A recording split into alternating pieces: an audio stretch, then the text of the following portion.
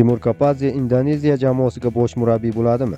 Timur Kapadze Indoneziya safari haqida ochiqcha ma'lumot berdi.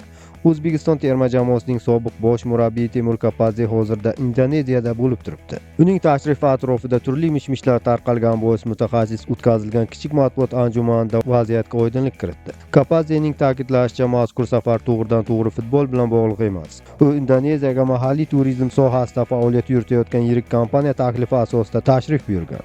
Bu yerga kelishimning asosiy sababi turizmga oid bir kompaniyaning taklifi. Indoneziya terma jamoasi bilan bog'liq rasmiy suhbat yoki intervyu o'tkazish rejam hozircha yo'q. Shu bilan birga menga kelayotgan barcha takliflarni ko'rib chiqaman.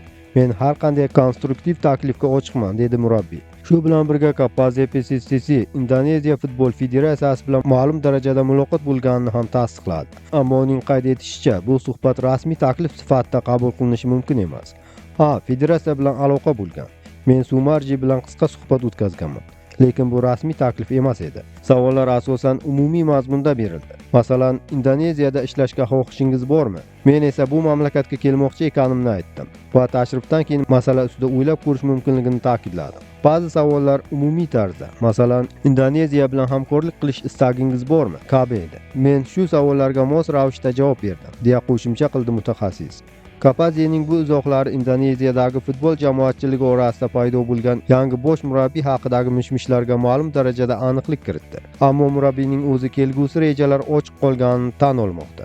Demak, kelajakda yana yangi boy imkoniyatlar yuzaga chiqishi mumkin.